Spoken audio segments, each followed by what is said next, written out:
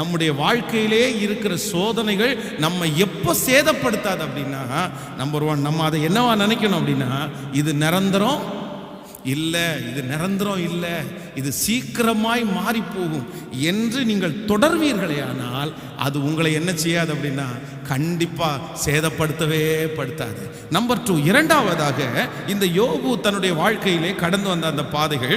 42ஆம் அதிகாரத்தை எடுத்துக்கொள்ளலாம். யோபுவின் புஸ்தகம் 42ஆம் அதிகாரத்திலே 2வது வசனத்தை நம்ம வாசிக்க போறோம். 42வது அதிகாரம் 2வது வசனம், தேவரீர் சகலத்தையும் செய்ய வல்லவர், நீர் செய்ய நினைத்தது தடைபடாது என்பதை அறிந்திருக்கிறேன். இன்னொரு விஷயம் கூட வாசிக்கலாம். தேவரீர் சகலத்தையும் செய்ய வல்லவர், நீர் செய்ய நினைத்தது தடைபடாது என்று அறிந்திருக்கிறேன். கையை உயர்த்தி ஒரு ஹல்லேலூயா சொல்லுங்கள். இங்கே யோபு சொல்லுகிறாரு, யோபுவின் மேல ஒரு பெரிய நம்பிக்கை இருக்கிறது. என்ன நம்பிக்கைன்னா, அவனுக்கு இருக்கிற நம்பிக்கை கர்த்தர் மேல இருக்கிறது. தேவரீர் நீர் சகலத்தையும் செய்ய வல்லவர், செய்ய நினைத்தது தடைபடாது. அவ்வளவு பெரிய ஒரு போராட்டத்துக்குள்ள கடந்து போறாரு. அது என்னை சேதப்படுத்தும் என்று சுற்றி இருக்கிற எல்லாரும் சொல்லுகிறார்கள். தன்னுடைய மனைவி சொல்றாங்க, தன்னுடைய நண்பர்கள் சொல்லுகிறாங்க. ஆனா அது சேதப்படுத்தாது. ஏன் அப்படின்னா, நான் கர்த்தர் மேல ஒரு பெரிய நம்பிக்கை வச்சிருக்கிறேன், ஆண்டவர் மேல நம்பிக்கை வச்சிருக்கிறேன்.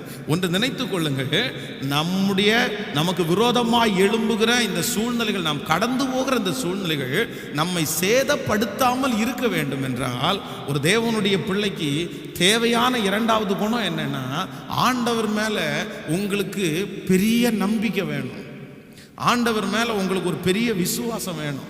சிலருக்கு நாட்கள் தாண்ட மாதங்கள் தாண்ட சில வருஷங்கள் தாண்டும் போது சில காரியங்களை எதிர்பார்த்துட்டு இருக்கிற காரியம் நடக்காத உடனே ஆண்டவர் மேல இருக்கிற நம்பிக்கை குறைஞ்சிருது. அதான் ஒரு 21 நாள் ஜெபம் பண்ணி முடிச்சு அவங்க எதிர்பார்த்த காரியம் நடக்கல அப்படின்னா அடுத்த 21 நாள் நான் ஜெபிக்க மாட்டேன்ற ஒரு முடிவுக்கு வந்துடுறாங்க. ஆனா இந்த யோபு என்ன சொல்றாங்க அப்படின்னா, தேவரீர் நீர் சகலத்தையும் செய்ய வல்லவர், நீ செய்ய நினைத்தது என்னப்படாதுன்னா தடைபடவே தடைபடாது. நான் எனக்கு இந்த பிரச்சனை என்னை சேதப்படுத்தாது, கண்டிப்பா சேதப்படுத்தாது. ஏன் அப்படின்னா, நான் யார் மேல நம்பிக்கையா இருக்கிறேன்னா கர்த்தர் மேல நம்பிக்கையா இருக்கிறேன். நான் தீர்க்க தரிசனமாய் சொல்லுகிறேன், ஆண்டவர் பேரில் நம்பிக்கையா இருக்கிற ஆண்டவருடைய பிள்ளைக்கு ஒன்றும் சேதப்படுத்துவது இல்லை. கர்த்தரை மட்டும் முழுமையா நம்புங்க. உங்களுக்கு இருக்கிற வேலை ஸ்தலத்தில் இருக்கிற பிரச்சனை, சுற்றி இருக்கிற எல்லா பிரச்சனைக்கும் நீங்க ஆண்டவருடைய சமூகத்தில், ஆண்டவரை நான் உங்களை நம்புறேன், ஆண்டவரை நான் உங்களை நம்புறேன், என்ன ஒன்றும் பண்ணாது, நான் உங்களை நம்புறேன், நீர் என்னோடு கூட இருக்கிறீர், நீர் என்னோடு கூட இருக்கிறீர், நீர் என்னை நடத்துவீர். அப்படி இருப்பீர்களே ஆனால் அது நம்மை சேதப்படுத்தாது. கைகளை எல்லாரும் மேலே உயர்த்தி சொல்லுவோம், ஆண்டவரே நான் உம்மை நம்புகிறேன். சொல்லுங்க முழு இருதயத்தோட, ஆண்டவரை முழு இருதயத்தோட நான் உங்களை நம்புறேன். ஆண்டவரே சொல்லுங்க, இருதயத்தின் ஆழத்திலிருந்து சொல்லுங்க, ஆண்டவரே நான் உம்மை நம்புகிறேன், நான் உம்மை நம்புகிறேன், நான் உம்மை நம்புகிறேன். ஆண்டவரே என்னுடைய நம்பிக்கையை கர்த்தர் பலப்படுத்துங்க, ஆண்டவரே என் நம்பிக்கையை பலப்படுத்துங்க, ஆண்டவரே. ஆண்டவரே இந்த சோதனைகள் வரும்போது இது என்னை சேதப்படுத்தி விடுமோ என்கிற பயம் எனக்குள்ள இருக்கிறது.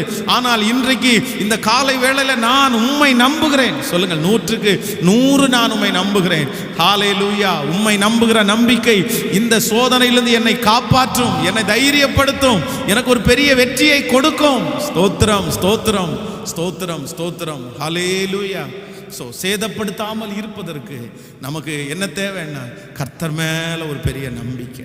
நான் உங்களை நம்புறேன், நான் உங்களை நம்புறேன். நம்பர் 3, மூன்றாவதாக நம்மை சேதப்படுத்தாமல் இருப்பதற்காக ஒரு வசனத்தை நம்ம வாசிக்கலாம். யோபுவின் புஸ்தகம் 2ஆம் அதிகாரத்திலே 8வது 9வது வசனத்தை நம்ம வாசிக்க போறோம். யோபுவின் புஸ்தகம் 2ஆம் அதிகாரம்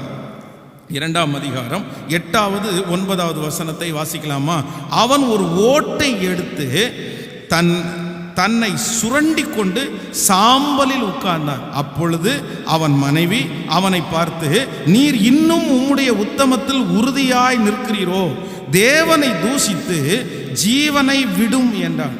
அதற்கு அவன், நீ பைத்தியக்காரி பேசுகிறது போல் பேசுகிறாய், தேவன் கையிலே நன்மையை பெற்ற நாம் தீமையும் பெற வேண்டாமோ? இவைகள் எல்லாவற்றிலும் யோபு தன் உதடுகளினால் பாவம் செய்யவில்லை. இன்னொரு விஷயம் கூட வாசிக்கலாம். 10வது வசனம், அதற்கு அவன், நீ பைத்தியக்காரி, பேசுகிறது போல் பேசுகிறாய். தேவன் கையிலே நன்மையை பெற்ற நாம் தீமையும் பெற வேண்டாமோ என்றார். இவைகள் எல்லாவற்றிலும் யோபு தன் உதடுகளினால் பாவம் செய்யவில்லை. ஆமென் சொல்லுவோம். இந்த யோபுனுடைய வாழ்க்கையில இவ்வளோ பெரிய சோதனை அவனை சேதப்படுத்தாமல் இருக்கிறதற்கு மூன்றாவது ஒரு பெரிய காரணம் இருக்கிறது. இவன் என்ன நினைக்கிறான்னா, என் வாழ்க்கையிலே நடக்கிறது எல்லாவற்றையும் கர்த்தர் அறிந்திருக்கிறார் என்கிற ஒரு எண்ணம். ஆண்டவருக்கு தெரியாம இந்த காரியம் என் வாழ்க்கையில என்ன பண்ணலைன்னா நடக்கவே இல்லை. ஒன்று நினைத்து கொள்ளுங்கள், நம்முடைய வாழ்க்கையிலே இருக்கிற பிரச்சனைகள் நம்மை சேதப்படுத்தாமல் இருப்பதற்கு நமக்கு ஒரு பெரிய அறிவு வேணும். என்ன அறிவு அப்படின்னா, ஆண்டவருடைய அனுமதி இல்லாம, ஆண்டவருடைய சித்தம் இல்லாம, ஆண்டவர் பார்க்காம என் வாழ்க்கையில இந்த காரியம் என்ன பண்ணல, நடக்கல. கர்த்தர் அறிந்திருக்கிறார். நான் போகும் வழியை அவர் அறிவார். நான் போகும் வழியை, நான் கடந்து போகிற சூழ்நிலையை அவர் அறிவார். கர்த்தர் அறிவார் என்றால் அதுல கண்டிப்பா என்ன இருக்காதுன்னா சேதமே இருக்காது. எத்தனை பேர் ஆமோதிக்கிறீங்க? கைகளை உயர்த்தி ஒரு ஹல்லேலூயா சொல்லலாம். ஒரு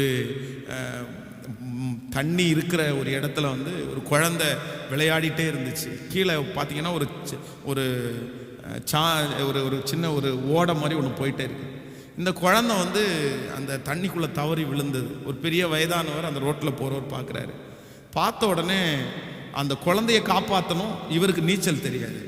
ஆனால் நான் இவ்வளோ வருஷம் வாழ்ந்துட்டேன், இந்த குழந்தைய வாழ வைக்கணும் அப்படின்னு சொல்லி அந்த நீச்சல் தெரியாத அந்த மனுஷன் அந்த தண்ணிக்குள்ளே குதித்து அந்த குழந்தையை எடுத்து கரையில் பிடிச்சிட்டாரு. ஆனால் அந்த குழந்தை காப்பாற்றப்பட்டுச்சு, இவர் இறந்து போயிட்டார். அது ஒரு பெரிய ஒரு தியாகமாய் அவரை அன்னைக்கு சொன்னார். அப்போ நான் நம்புகிறேன், உலகத்தில் இருக்கிற ஒரு நபரே ஒருத்தரை சோதனையின் பாதையில் போகும்போது காப்பாற்ற நினைக்கும் போது நம் தேவனாகிய கர்த்தர் அறிவாரே ஆனால், அவர் நம்ம போகிற பாதையெல்லாம் அறிவாரே ஆனால் கண்டிப்பாக வேடிக்கை பார்த்துட்டு இருக்க மாட்டார். கர்த்தர் அந்த சோதனையிலிருந்து நம்மை தப்பித்து அது ஒன்றும் சேதப்படுத்தாமல் நம்மை பாதுகாக்கிறதற்கு கர்த்தர் வல்லவராய் இருக்கிறார். எத்தனை பேர் ஆமோதிக்கிறீங்க? இன்னைக்கு 3 காரியங்களை உங்களோடு நான் பேசினேன். ஒரு தேவனுடைய பிள்ளையினுடைய வாழ்க்கையில் நாம் கடந்து போகிற காரியங்கள், நமக்கு விரோதமான காரியங்கள் நம்மை சேதப்படுத்தாமல் இருக்கிறதுக்கு 3 அறிவு வேணும். முதலாவது அறிவு நமக்கு என்ன தேவை அப்படின்னா, இது நிரந்தரம் இல்லை. இந்த பாடுகள் எனக்கு நிரந்தரம் இல்லை, இந்த அவமானங்கள் எனக்கு நிரந்தரம் இல்லைன்னு நினைங்க. அது உங்களை என்ன பண்ணாது அப்படின்னா சேதப்படுத்தவே படுத்தாது. நம்பர் 2, இரண்டாவதாக நீங்கள் கடந்து போகிற பிரச்சனை, அதில் ஆண்டவர் மேலே ஒரு பெரிய நம்பிக்கை உங்களுக்கு இருக்கட்டும். என் தேவன் ஒரு நாள் என்னை என்ன பண்ண மாட்டார்னா கைவிட மாட்டார். மனுஷனுடைய கையில் என்னை ஒப்பு கொடுக்க மாட்டார். இது என்னை சேதப்படுத்துகிற அளவுக்கு கர்த்தர் என்னை விட மாட்டார். ஆண்டவரை நான் 100% நம்புகிறேன் அப்படின்னு நம்புங்க. மூன்றாவதாக, தேவன் அதை அறிந்திருக்கிறார். எனக்கு நான் கடந்து போகிற பிரச்சனை யாருக்கு தெரியுமோ இல்லையோ, அவர் அதோடு கூட இருக்கிறதுனால கண்டிப்பா என்னை ஒன்றும் என்ன பண்ண முடியாதுன்னா சேதப்படுத்த முடியாது. ஹல்லேலூயா. ஸோ தேவன் இன்றைக்கு நமக்கு கொடுத்த ஒரு நல்ல வார்த்தை, ஒன்றும் உங்களை சேதப்படுத்த மாட்டாது. விசுவாசிக்கிறீங்களா?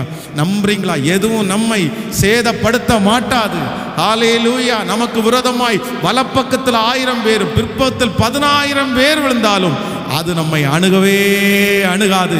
ஏனென்றால் நம்மோடு கூட இருக்கிற தேவன் பெரிய தேவன், பெரிய தேவன். ஹல்லேலூயா.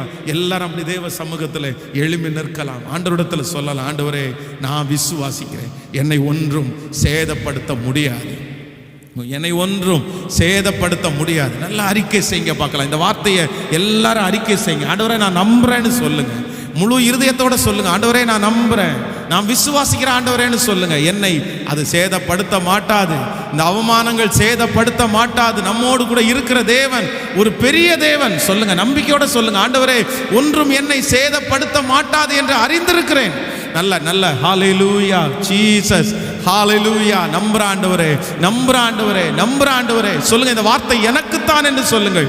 ஆண்டவரே இந்த வார்த்தை எனக்குத்தான், நான் தான் அப்படி நினைத்து கொண்டு வந்தேன், சேதப்படுத்தி விடுமோ சேதப்படுத்தி விடுமோ அப்படின்னு நான் ரொம்ப கவலையோட தான்ப்பா வந்தேன். ஆனா நான் நம்புறேன் ஆண்டவரே, அது என்னை சேதப்படுத்தாதுன்னு நான் நம்புறேன். என் பிள்ளைய சேதப்படுத்திடுமோன்னு நினைச்சேன், ஆனா நான் இப்ப நம்புறேன் என்னை சேதப்படுத்தாதுன்னு நான் நம்புறேன் ஆண்டவரே.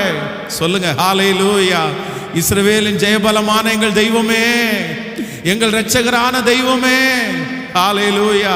நான் உங்களை தான் நம்புறேன் ஆண்டவரே. ஒன்றும் என்னை சேதப்படுத்த முடியாது. நான் காற்றை காணாமல் இருக்கலாம், மழையை பார்க்காமல் இருக்கலாம், ஆனாலும் என் பள்ளத்தாக்கை தண்ணீரால் நிரப்ப பண்ணுகிற கர்த்தர், எனக்கு விரோதமாய் உருவாக்கப்படும் எல்லா ஆயுதங்களையும் முறிக்கிற கர்த்தர் இருப்பானே. ஹல்லேலூயா.